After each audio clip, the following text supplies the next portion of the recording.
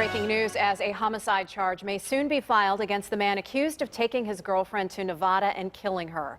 Police in Lincoln County, Nevada say they've completed a survey of the area where Jamie Fedden's body was found. The DA is expected to now move forward with charges against John Chapman. He is currently in Allegheny County on kidnapping charges for taking Fedden from Bethel Park to the state of Nevada. And there is more breaking news. A man may have saved a young relative as he was shot and killed in Wilkinsburg today. Police say the man was walking with a 5-year-old near Laketon Road when a car pulled up next to them. A man got out of that car and then opened fire, shooting the victim several times. The child was hurt as the victim pulled him out of the line of fire. Police are now looking for that shooter.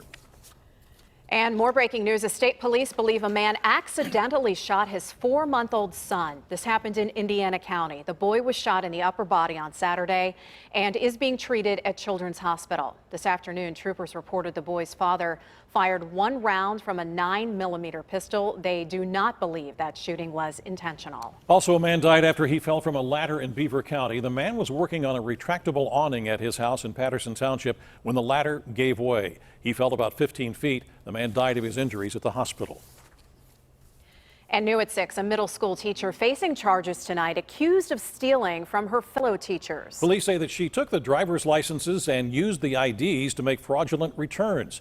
Brenda Waters is live now to explain how one of the victims helped unravel the scam. Brenda? Hi, Stacey. It was here in Robinson Township at the TJ Maxx and Marshall's here where some of those returns were made. But when one of the victims tried to return something 50 miles away at a TJ Maxx, she knew something wasn't quite right. There are more than 400 teachers and other staff at the Shaler area middle school. But according to police, one of them may be a bad apple. 45-year-old Janine Vitorino was arrested over the weekend. Here was what investigators say happened. 2 teachers claim Vitorino stole their driver's licenses from their wallets. One teacher says she caught the Spanish teacher in action when she walked back into her classroom. According to the criminal complaint, this is how Vitorino used the licenses from November 2019 through January of this year. She would return items to TJ Maxx, Marshall's, and Home Goods using the stolen licenses as an ID. Things grew suspicious when one of the victims tried to return an item at the Greensburg TJ Maxx and was told she could not. That's when she did a little investigating of her own. She found out 20 minutes prior to her return, transactions had taken place nearly 50 miles away in Robinson Township. There was no way she could have been in both locations during that time frame. The Shaler Area School District sent a statement that reads in part, quote, "Since this is an ongoing investigation and a district personnel issue, we cannot comment on the matter. However, we can say that the district is fully cooperating with law enforcement." Millville police are investigating this case.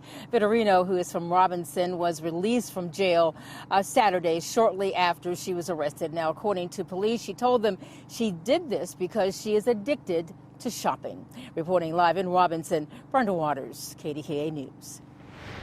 Brenda, thank you. A woman is accused of stabbing a man and then leading police on a chase. Eva Lally is charged with attempted homicide. Police say she stabbed a man in the head and back in Brighton, Beaver County, then took off in its Jeep. Police caught up with her in Moon Township, but they say she didn't stop until she drove down a dead-end road in Green Tree. A homicide charge was dropped against one of 2 men accused in the Wilkinsburg mass shooting. A judge dismissed the charge after the prosecution decided not to call a key witness to testify. Amy Wadas has been in the courtroom all day. She's live with what that means for the case now. Amy. Well, first I want to mention it got pretty emotional during parts of today's testimony. In fact, several family and friends had to step outside of the courtroom, and there was a lot of ground that was covered today.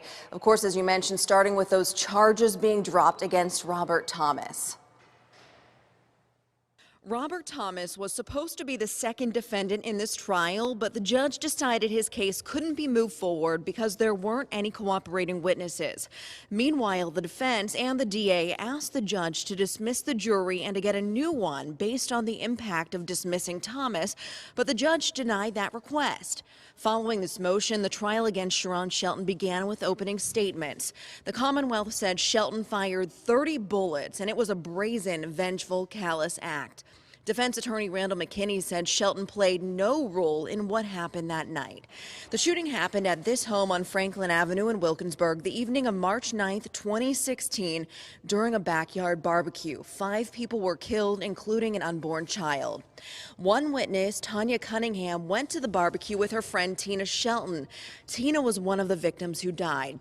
Tanya says she saw someone point a gun over the fence but couldn't recognize who it was.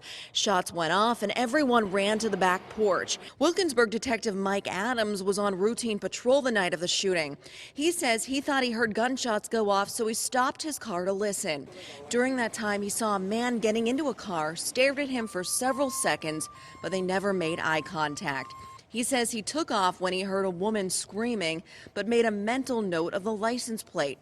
Turns out the man in the car is believed to be Sharon Shelton, but Detective Adams says it didn't occur to him that that man was necessarily a suspect in the case at that time. Now, day 2 of the trial against Sharon Shelton starts tomorrow morning at 9 o'clock. KDKA will be there. We'll bring you updates throughout the day, on air, online, and on social media. Reporting live inside of the Allegheny County Courthouse, Amy Wadas, KDKA News.